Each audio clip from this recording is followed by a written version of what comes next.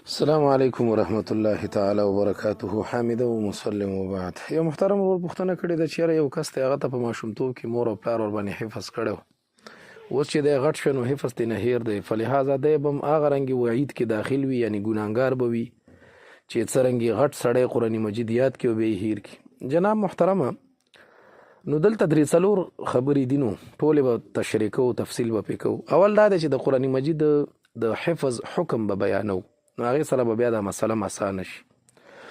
د قرآن مجید د حفظ حکم دا دی چې یاره قرآن مجید یادول دا دوه حالت لري، یو فرض کفایي دی، بل سنت دی.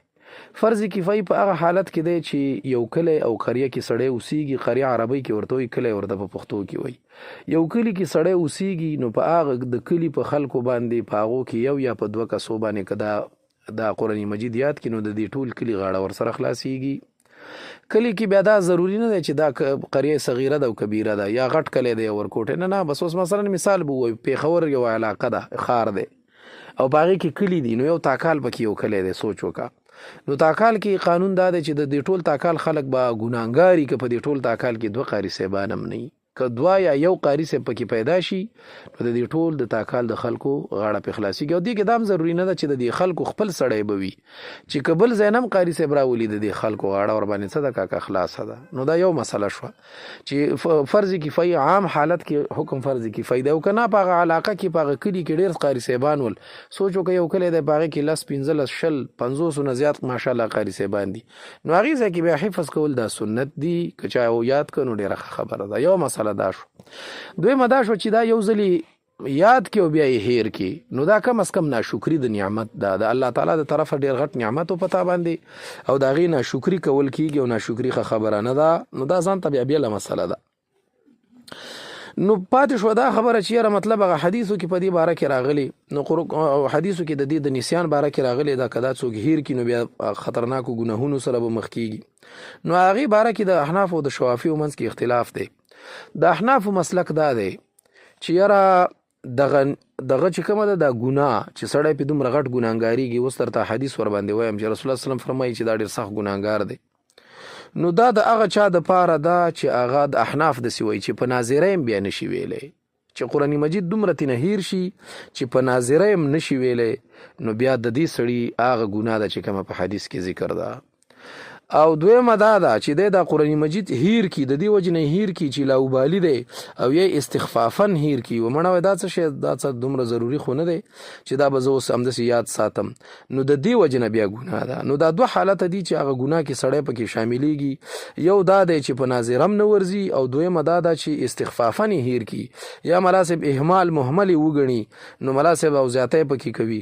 وایي که چېرته دا اوس د احنافو د مسلک خبره درته کوو، امام شوکاني رحمه الله فرمای وعلم ان الوعيد في النسيان، ووعيد په نسيان کې اله ده انما فيما كان اذا كان بسبب الاهمال والتفريط، اما لو حصل النسيان بسبب مرض او ضعف ذاكره او انشغال بكسب لا بد منه فنرجو الا يكون الناس آثما. وبیا زمونږ امید ده چې دا بنې د قرنګ امام شوکاني باقاعده تور سره لګ وروسته وایي حدیث کې دا راځي چې فلم ار ذنبا اعظم، دا غټه ګناه ده، نو دی وایي په صغیرو کې دا غټه ګناه ده، په کبیرو کې نه، په صغیرو کې من سایر الذنوب. دی وایي کنه، دی وایي قوله دا قول د رسول الله صلی الله علیه وسلم چې لم ار ذنبا اعظم، دی وایي قال شارح المصابيح مرقات مولا خي مولا علي قاري رحمه الله خي، داغه حواله مو درته درکوم. دی وایي فلم ار ذنبا اعظم وایي قال شارح المصابيح من سائر الذنوب الصغائر لان نسيان القرآن من الحفظ ليس بذنب كبير، هغه ګناه کبیره نه ده، کله نه ده، ان لم يكن من استخفافه وقله تعظیم القرآن، چې د کم تعظیم د وجې نه نه وي او د استخفاف د وجې نه نه وي، نو بیا ملا صاحب دا دغه نه ده، څه ورته وایي، دا بیا ګناه کبیره نه ده، او سړی ورباندې هغومره ګناهګار نه دی چې کوم په حدیث کې راځي. او رسول الله صلی الله علیه وسلم هغه د سعد بن عباده حدیث ته رسول الله صلی الله علیه وسلم فرمایي څوک چې قرآن مجید یو ځل یاد کړي ثم ينساه الا لقي الله یوم القیامة اجزم، و جزامي حالت کې به ورسره راشي. نو دا وګوره، دا مرقات المصابيح ما ته مخې ته پروت دی، دا مرقات المصابيح دی، کتاب فضائل القرآن دی، 4 جلد دی، او 1502 2 نمبر صفحه د دارالفکر بیروت چاپ دی. صحیح دی. دی وای د قرآن حدیث کې چې رسول الله فرمایي چې ما من امرئ يقرأ القرآن ثم ينساه څه معنی ای بالنظر عندنا. د احناف مسلک دا دی چې ورته ګوري او ویلی نشي نو بیا الا دا سړی همدغه عمره ګورانګار دی. نور دا مسله په فتاوو کې ډېره مزیداره خوندوره فتاوا عثماني حل کړې ده. جلد اول د صفحه د 109 کتاب العلم والتاریخ والطب هغې کې لیکلي دي وایي زمونږ مراد د دې نه دا دی چې په ناظره هم نشي ویلی نو بیا دا سړی د قرنګي دومره ورته ګناهګار دی. د قرنګي دا مسله فتاوا محمودیه ډېره ښکلې حل کړې. فتاوا محمودیه ما سره 3 جلد دی او 1519 نمبر صفحه ده. نو هغې کې باقاعده طور سره د فتاوا شامل د فتاوا دغه حواله هم پکې باقاعده طور سره نقل کړي د عالمگیري. د وګوره د فتاوا عالمگیري حواله را نقل کړي دی. اذا حفظ الانسان والقرآن ثم نسيه فانه يأثم ګناهګار دی. و تفسير النسيان نسيه څه معنی ده؟ الله يمكنه القراءه من المصحف چې د قرآن مجید په ناظره هم نشي ویلی.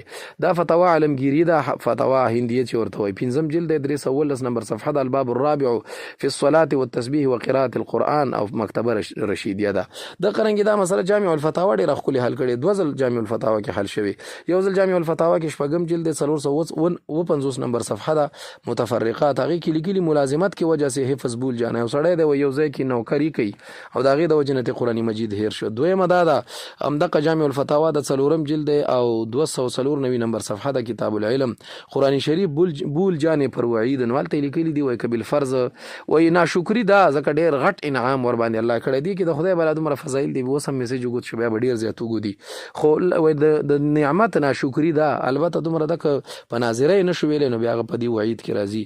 د قرنګي دا مسله فتاوا دارالعلوم دیوبند لیکلې. فتاوا دارالعلوم دیوبند 14 جلد 244 نمبر صفحه د آداب قرآن شریف عنوان ورکړی قرآن شریف کو یاد کر کې بول جانا چې یو ځل یاد کې او بیا سړی هیر کی.